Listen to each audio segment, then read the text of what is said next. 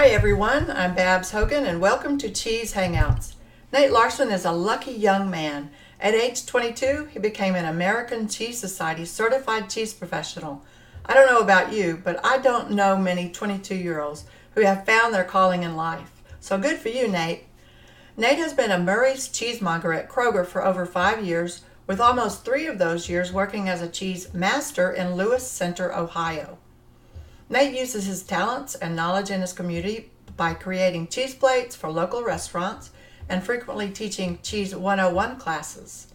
He even shares his passion for cheese at events sponsored by the Columbus Zoo, where thousands of people show up to visit the animals and taste delicious cheese. Let's hear Nate's story now.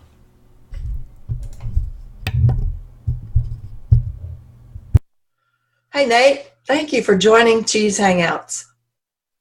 You know, I just read your bio and we just discussed your past. So tell me, what was your life like before you actually fell in love with cheese? So I actually I'll be 23 in like 2 weeks. So it's kind of like I'm like this really young CCP for it. Like I feel like everybody is kind of, well aged with it and refined. And cheese to me, like I was going into college and I needed a job at Kroger. And I was like, well, I'll work in the bakery. And Murray's came into the division and they kind of overhauled cheese for our overall, Central Ohio pretty much. And it became this giant explosion like 5 years ago. And so I guess I wasn't really anybody before cheese. I was kind of getting my feelers for the real world. And I kind of like fell into the world of cheese. And I worked there for about 2 years. And then I got my first job as a cheese master, like a lead for the shop. Wow. In 2014. So I kind of like, fast. Yeah, like it feels like I kind of like was born into cheese. Everybody has a backstory. You have like Liz Thorpe, like one of our Murray's alumni, who she just kind of left the regular world and went into that. You have stories like Allison Hooper and all of that. But for me, I'm kind of like, nope, I was a little baby. I was a little baby and I found cheese. And, I graduated college, but then I liked it as a career. So I want to further that. Like, utilize what I have for college, but kind of grow a bit more in the fine artisan world of cheese. Mm-hmm. Well, you clearly are very passionate about cheese. Tell me about that. When did you actually just realize, it just kind of hit you, this is what I'm supposed to be doing? It kind of, like there's like that really cheesy, thing where you're like, if you like what you do or you love what you do, you never really work. Mm-hmm. Or like you're never really working for a day. And it kind of became a point where, like when I was getting my new shop, like I wanted to go into work and I was like, oh, I'm going to do, my Gouda family today. I'm going to do all that. And I love merchandising. I love, building and kind of planning it all out. I'm very visual with that. And I think like being able to utilize like, my artistic realm with the cheese, and I do photography with cheese, I like merchandising, like I said, and it just became a thing where I knew I loved art and visual merchandising. I was like, wow, I can utilize what I love already and like what I went to school for and put it into, the retail world of cheese pretty much.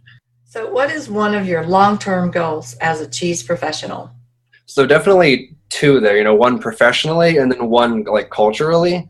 Professionally, I definitely want to be like a coordinator for Murray's and Kroger company, or whether it be like an educator or, I'm a specialist, but just somewhere where I can kind of bump up a little bit more and kind of educate a lot of those newbies, those new people that are getting red jacketed, those new people that are like, what's specialty cheese? What's Pleasant Ridge Reserve? What's a Bella Vitano? Like, I've never heard of these before. And kind of like at a wider scale, kind of introduce people.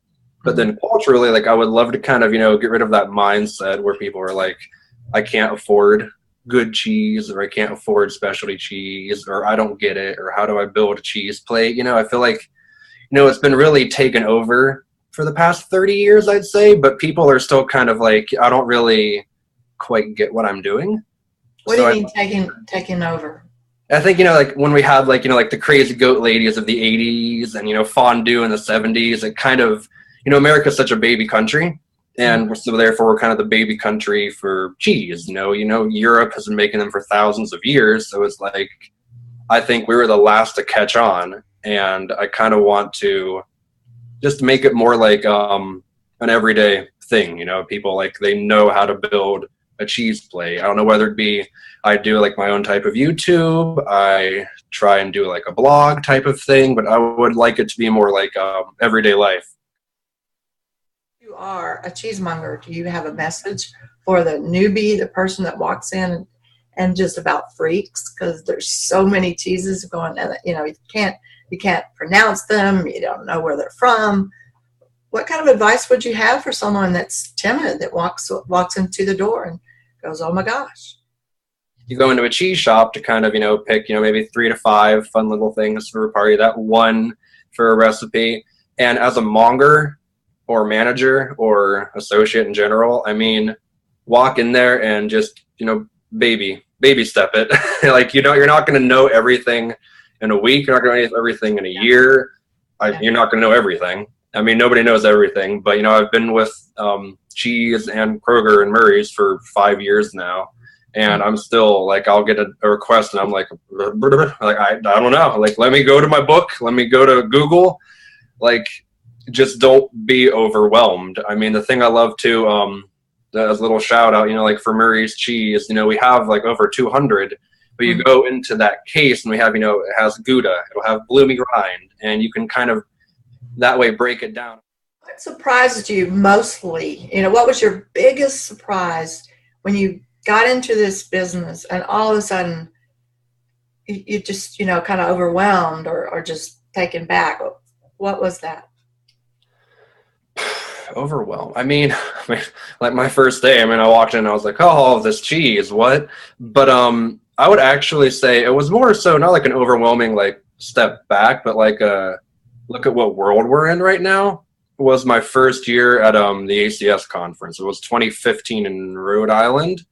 And I walked in and it was, the actual, like the festival day. It was where there's cheese everywhere and you can take pictures with all the authors and all of the cheese makers and all of that. And I'm like, we're a different world.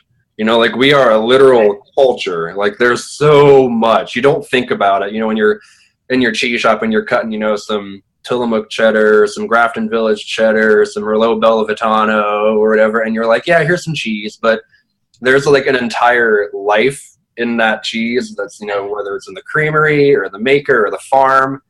And you walk into that room and you're like, this is their livelihood. Like, I know it's like I get paid to sell their cheese, but you walk in and you're like, wow, like look at everything happening right now. Like they're all together and they make like this world of cheese. It feels kind of cool. It's overwhelming, but cool.